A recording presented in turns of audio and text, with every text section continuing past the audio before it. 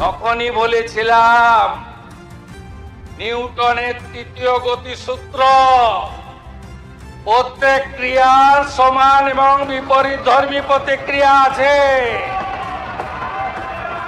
তখনই বলেছিলাম পৃথিবী গোল, যা করিতেছেন জনতা জনার্দন দেখিতেছে,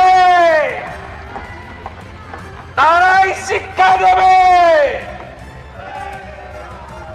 শিক্ষা দিয়ে দিয়েছে। और सबका साथ सबका विकास भी होगा, सबका हिसाब भी होगा। 21-এ কি করেছিলেন আপনারা, তার আগের কথায় আমি নাইবা গেলাম।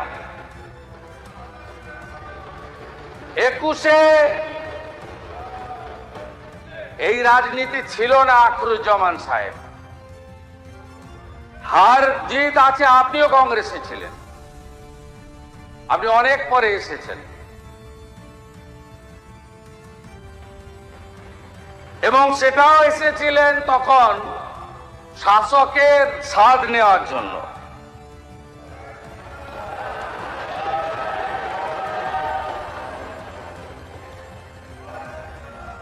আমি আপনাকে হিসাবটা দেখাচ্ছি যে অত্যাচার আপনারা করেছেন 21-এ, এই অত্যাচার কোন সভ্য দেশে হয় না। আপনারা কাউন্টিং হলের মধ্যে মানস সাহা, মগরাহাট পশ্চিমের বিজেপি প্রার্থী, তাকে আপনারা খুন করেছেন কাউন্টিং হলের মধ্যে। আপনারা 1 লক্ষের বেশি ভারতীয় জনতা পার্টির কর্মীদেরকে ঘরছাড়া করেছেন। আপনারা হিসাবটা শুধু দেখলে অবাক হয়ে যাবেন যে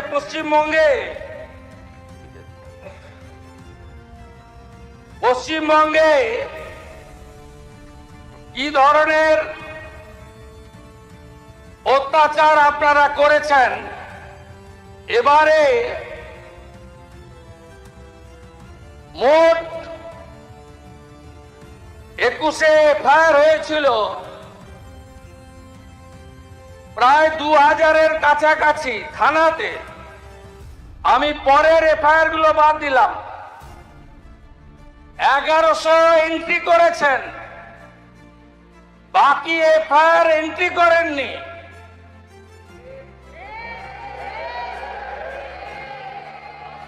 মৃত্যুর সংখ্যা 57, আর এবারে অভিযোগ দিয়েছেন মাত্র 219টা। আর পশ্চিমবঙ্গের পুলিশ এফআইআর করেছে, মোটো এফআইআর নিয়ে 262। আপনাদের আগে ক্ষমা চাওয়া উচিত যে কাজটা আপনারা করেছেন। একজন সদস্য কালীগঞ্জের, তিনি অনেক বক্তব্য রাখছিলেন। আমি তো ধন্যবাদ জানাবো অধ্যক্ষকে যে তিনি মেড ইন স্পিচ পুরোটাই ওনাকে পড়তে দিয়েছেন। আমার মনে হয়েছে মাননীয় সদস্য ওরা নিজের কথা বলেননি, কেউ ওটা বানিয়ে লিখে দিয়েছেন। তা আপনার তামান্নার কথা বললেন না কেন? আপনি যেদিন উপনির্বাচনে জিতেছিলেন, আপনার বাহিনী 6 বছরের ছোট্ট শিশু তামান্নাকে খুন করেছিল, তার মা বিচার পায়নি, আমার অফিসে ওয়েট করছে, আমি ডেকেছিলাম 4টের সময়। আপনাদের কাছ থেকে এগুলো শুনতে হবে? আপনি বলছেন গণতন্ত্রের কথা, আমাদের ডাকতেন আপনারা। মুখ্যমন্ত্রী মন্ত্রী তো দূরের কথা, আপনারা ভয়ে থরথর করে কাঁপতেন। মন্ত্রীরা এই মনে হয় দেখে ফেললো। আরে আমরা তো প্রথম দিন থেকে এমএলএদের ডাকছি, কথা বলছি, আমাদের কর্মীরা রেগেও যাচ্ছে। আমরা এই প্র্যাকটিসে বিশ্বাস করি না। আমরা মনে করি সংবিধান অনুযায়ী চলতে হবে, for the people, by the people, of the people. প্রত্যেকটা অ্যাডমিনিস্ট্রেটিভ রিভিউ মিটিং এ আপনাদের ডাকা হচ্ছে, কথা হচ্ছে। গতকাল বাজেট ঘোষণায় অর্থমন্ত্রী আপনাদের এমএলএদেরও কিছু প্রস্তাবকে গুরুত্ব দিয়েছেন। আপনারা 5 বছর কি করেছেন? আমাকে কতবার বের করেছেন হাউস থেকে?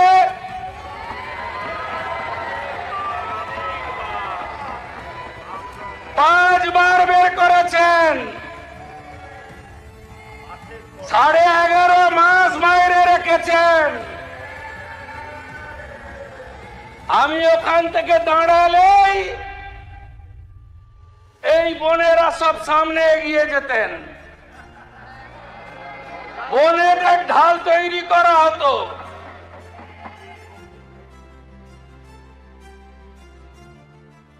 কত মামলা করেছেন আমার নামে?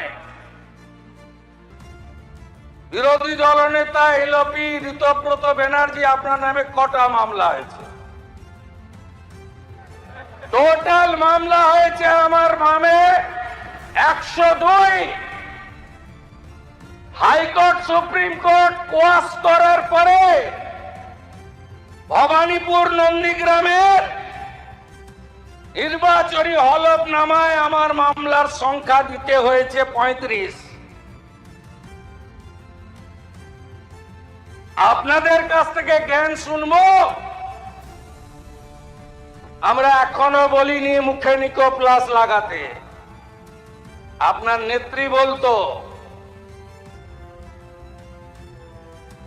আমাকে কতবার হাইকোর্টে যেতে হয়েছে পারমিশন নিতে? 104 বার।